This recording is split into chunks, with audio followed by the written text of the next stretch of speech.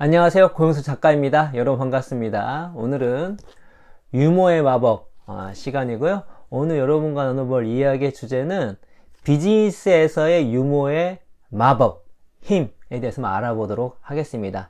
이 조직 내에서 유머러스한 분위기가 얼마나 큰 생산성에 영향을 미치는지, 한 개인에게 얼마나 영향을 미치는지, 리더십에 있어서 유머는 어떤 영향을 미치는지, 그리고 협상 등에 있어서 유머러스한 분위기가 얼마나 중요한지에 대해서 이제 책에 있는 내용들을 읽어보면서 알아볼 텐데, 우리가 여기서 이제 알아보기 전에 알아야 될 몇 가지를 말씀을 드리면, 우리가 유머라는 것이 개그맨이 했던 것처럼 빅재미만을 의미하는 것은 아닙니다. 뭐 빅재미를 주면 좋겠죠. 막 듣고 팍 터지면 그거 좋습니다. 그러나 그 정도가 아니어도 상대방에게 미소만 짓게 하더라도, 아니면 분위기가 조금 너무나 진지하고 경직된 분위기를 조금 더 유하게 만드는 것만으로도, 더 나아가면 누군가 이야기한 것에 내가 미소만 짓는다 하더라도 이 갖고 있는 그 힘이 되게 크거든요.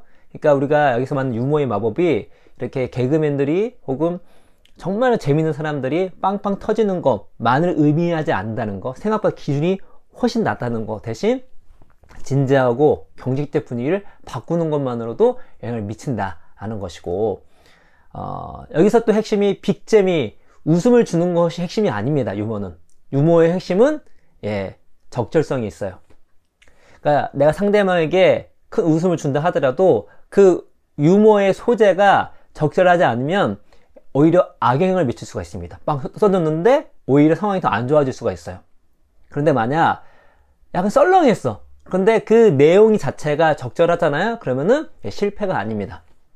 그리고 이 적절성을 확보했을 경우에 다음에 유머를 구사하기도 편하고, 사람들이 약간 썰렁해도 그 상황에 이게 맞기 때문에 이 내용을 받아들이고, 오히려 이렇게 진지하고 경직된 상황 가운데 적절성을 유지하면서 이런 유머를 시도했던 것 때문에 분위기가 훨씬 더 좋아집니다. 그러니까 유해진다는 것이죠.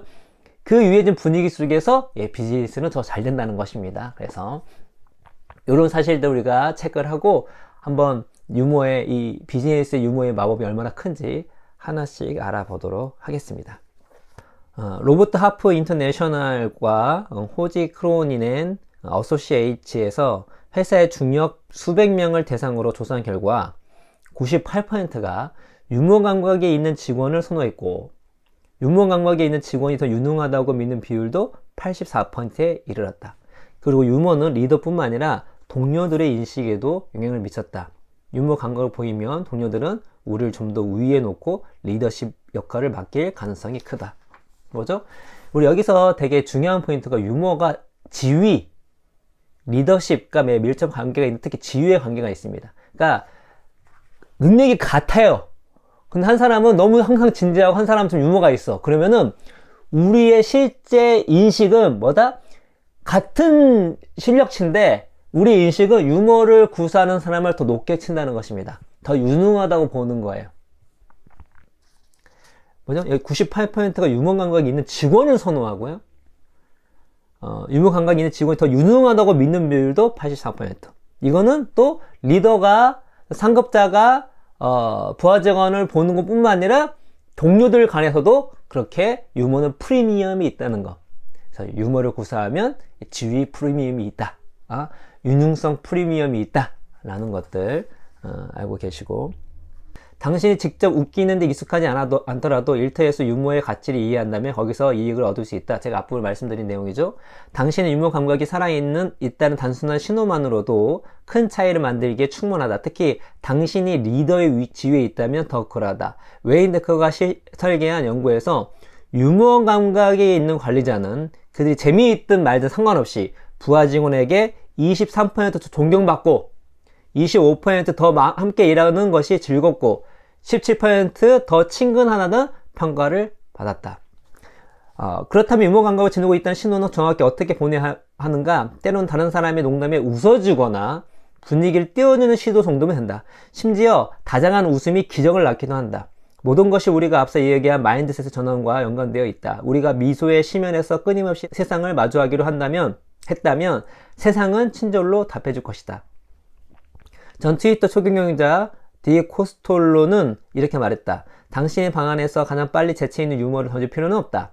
직장에서 유머를 더 많이 활용하는 가장 쉬운 방법은 재미있으려 애쓰는 대신 웃을 순간을 찾는 것이다 라고 했습니다. 뭐죠? 만약 여러분께서 리더라면, 리더가 되고 싶다면 유머를 구사해야 되는데 정확히 나오죠? 여러분께서 그냥 잠깐의 노력만으로도 아니면 그냥 웃어줘야 될 상황에서 웃어주는 것만으로도 어떻다? 예. 23%더 존경받고 25%더 함께 일하는 거 즐겁고 17%더 친근하다는 평가를 받았다. 이렇다면 어떻죠? 더 리더십을 발휘하기가 편하죠. 이렇다면 리더십의 핵심 영향력을 발휘하기가 더 쉽다는 것입니다. 바로 이것이 유머의 마법입니다. 여러분 다 할 수 있는 거잖아요. 빵빵 터트리는 거는 할 수 없겠지만 뭐죠? 이 분위기에 맞게 적절하게 분위기를 유하게 만들 수 있는 노력 할 수 있잖아요. 아니면 내가 어쩔 때 웃어야지 웃어주는 타이밍이 나올 수 있잖아요. 직원들이 뭔가 이렇게 얘기했을 때 아니면 좀 상황이 약간 흥미로운 상황이 있었을 때 딱 웃어줄 수 있잖아요. 그런 것이 리더십에 매우 긍정적인 역할을 한다 라는 것도 우리가 알 수가 있습니다. 그리고 또 읽어드리면 참가자들에게 발표자에 대한 가벼운 자질평가를 부탁하자 유머러스한 내용을 발표한 참가자가 5% 더 경쟁력 있고 11% 더 자신감 있고 37% 더 높은 지위를 지닌 사람으로 인식되었다. 그러니까 추천기 끝에 툭 던진 말장난 및 어절이 사람들의 의견을 효과적으로 움직였다는 말이다. 유머는 다른 사람에 대한 우리의 인식에 영향을 미칠 뿐 아니라 그들이 대하는 방식에도 영향을 준다. 같은 연구에서 참가자들에게 다음 과제를 주도할 그룹의 리더를 뽑아달라고 했다. 그러자 재미있는 추천기를 발표했던 공모자의 선출 가능성이 그 농담 때문인지 확실히 커졌다. 이와 유사하게 그날 크레이그가 참석했던 컨퍼런스에서 나오민이 약간의 유머감을 발휘해 용기, 자신과 정치적 기민함을 드러냄으로써 자신의 힘과 지위를 드높였다. 뭐죠? 발표할 때 유머, 재치 있는 센스 이런 것들을 하는 것만으로도 어떻다? 경쟁력이 더 있고 자신감이 있어 보이고 그리고 그 자체가 뭐죠? 유머는 더 지위가 있어 보인다. 그래서 나중에 리더를 뽑을 때에도 그렇게 재치 있는 말을 했던 유머러스한 시도를 했던 사람들 그런 참가자들에게 리더를 맡길 가능성이 높아졌다. 이런 내용입니다. 그리고 협성과 관련된 연구에서 이런 결과가 나왔습니다. 연재 만화에 대한 이야기를 나눈 쪽이 그렇지 않은 협상 상대보다 33% 더 높은 포인트를 얻었을 뿐 아니라 유머 조건에서 함께한 짝들은 서로에 대해 31% 더 높은 신뢰감을 보였다. 전체적인 협상 진행에 대해서는 16% 더 높은 만족감을 드러냈다. 유머는 사람을 매료하고 마음을 누그러뜨리게 한다. 심지어 협상 자리에서는 장난기 있는 작은 몸짓조차 사람 사이를 연결하는 힘을 발휘한다. 인간 대 인간으로 서로 연결될 때 양측 모두 원하는 것을 더 많이 얻을 가능성이 커진다. 협상을 할 때 유머러스한 분위기 그런 분위기를 유도하는 게 되게 중요하다는 것이죠. 혹은 사람들이 관심 있고 재미있는 얘기를 그냥 공동 관심사를 얘기하는 것만으로도 어떻다? 협상에 매우 유리하다는 것입니다.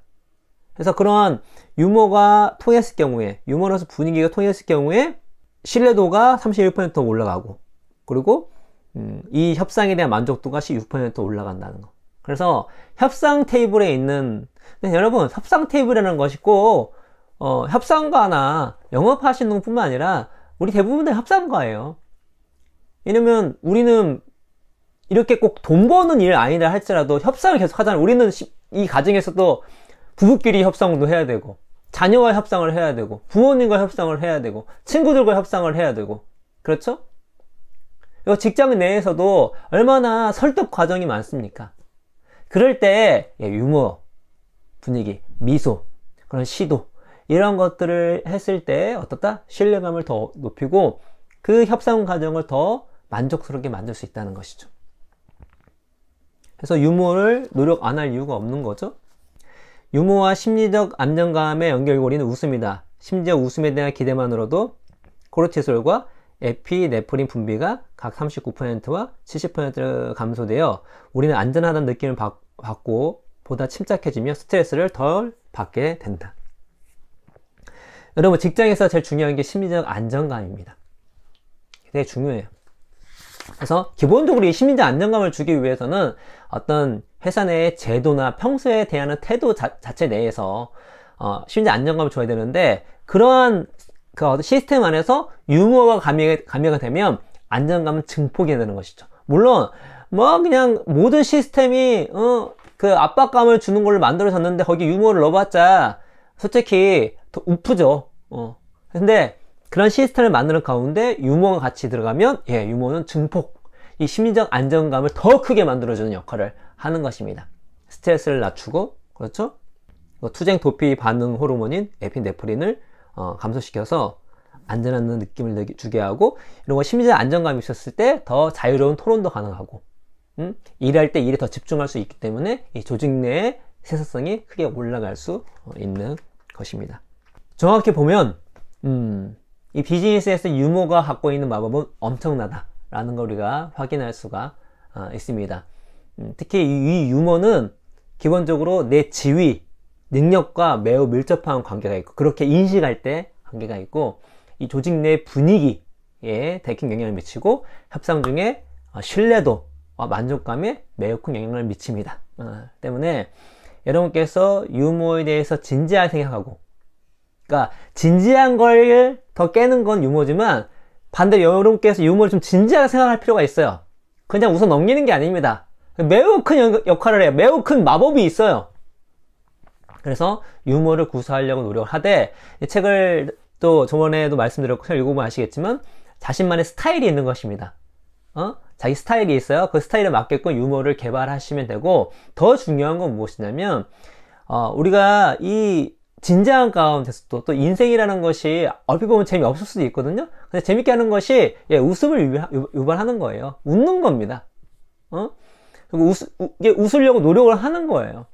우리 인생 진지하잖아요? 근데 거기에 양념처럼 정말 웃음이 가미되면 우리 인생이 훨씬 더 멋져지는 것이죠.